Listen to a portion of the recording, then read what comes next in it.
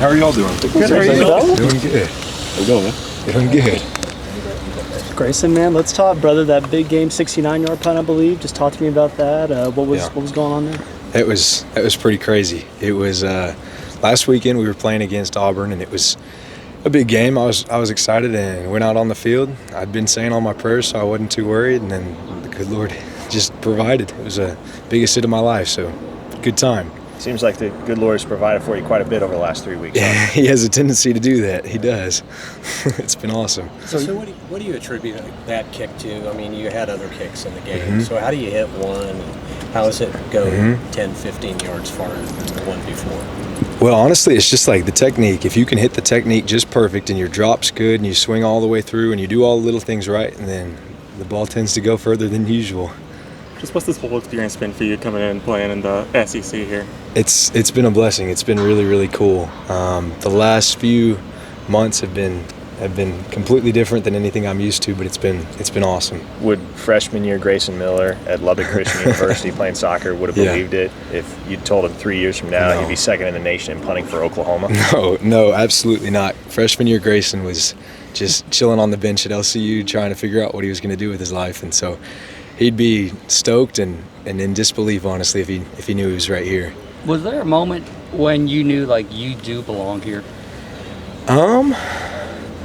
Well, I think that goes back to more of my, like, story on how I got here. I saw, like, there were, like, lots of signs and dreams that I had about being here. One of them, on my birthday in 2023, there was a hot air balloon that landed in my mom's backyard about 3 weeks after I started praying and asking God if I should be here.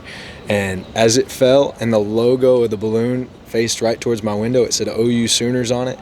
And I was like, holy smokes. The very next day I hit the, now second biggest ball of my whole life that was on the cover of my highlight video that got me here. So I always felt like I was supposed to be here.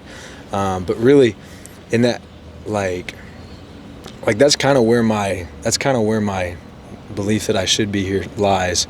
I mean, the success is really cool and it's fun, but I mean, without it, I still feel like I should be here. Before that long kick against Auburn, I mean, did you feel like you had it in you on warming up that day? Did you was this like a different day for you warming up overall?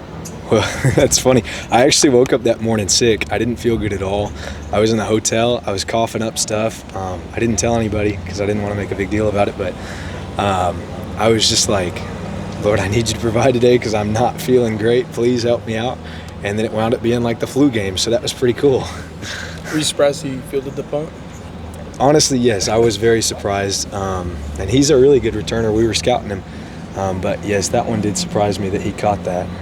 So, where has Coach Deacon helped you the most? Oh, he's helped me a ton. Every day we're in his office, we're talking about technique, how to better our skills. We're talking about situational things. We're always working. So he's been really influential in all of it because he's always given us work to do, and it's really cool. What was Michigan week like? That obviously when you were thrust in, unfortunate for Jacob, but just kind of being like, okay, you're the guy and you got to go out there for a massive spot.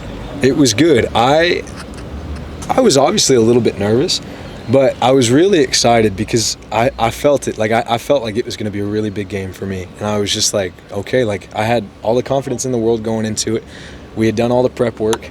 Like I said, I'm big on prayers, and I had said all my prayers, and I had about 1,000 people text me they were praying for me, and so I was ready to go. I was excited. I know you're praying before the game, obviously, but any other quirks or superstitions that you go through before you pop back out there? I always do the same little warm-up on the sideline and stuff. Always keep it consistent. Like, whatever preps my body and preps my mind to go out is what I try and do right before I go. Why'd you play at Lubbock Christian? What did I play? Oh, yeah, with Christian. I was an outside right back. So if you know soccer, there's usually 4 defenders. We played that style. And so I was an outside right back, and mainly my job was just to kind of go up and down the field, clean up any passes out to the side and all that. That help you? Do you have to cover for yourself? Yeah, it was good. It was a good experience overall, and coming out here, it has been helpful. All the soccer conditioning especially has been helpful with summer workouts and all that. Talked with any of your old teammates from Lubbock? Yeah, my best buddy actually came to the Auburn game the other day. So his name's Trevin Walkowski. He's still back in Lubbock. He's still playing soccer at LCU. But he actually came out to the game to support, and so it it meant the world that I had like such a good game in front of him, and it was cool. We got to go out and eat afterwards. Grayson, you got kind of one of the more interesting stories, I think, in college football this season, just with Lubbock Christian now second in the nation. What's kind of just a message you have for those younger punters out there that are kind of looking up to you as someone that had basically zero background in football coming in and now being the second best punter in the nation? Yeah, I mean, my story to any of the younger guys is just go do your thing. Say lots of prayers, look for opportunities, and take advantage of the opportunities you get. Because like I am the extreme case where I didn't go to any camps. I did go to camps, but I didn't go to any national ranking camps. I had no stars coming out of high school, and good Lord provided for me because I just continually sought Him. So that'd be my message. You just do the right things and look for opportunities and stay ready. You've got a unique story. Owen's got a unique. What is that just for the whole team when you've got guys contributing that come from literally like all over? Man, we come from all over too. And like at the beginning of the season, John Mateer was having us kind of share our stories or our testimonies, if you will. And so like I got to hear a lot of the guys' stories of how they grew up and how they had hardships and how they persevered through those. And I thought that was huge because I have a unique story too.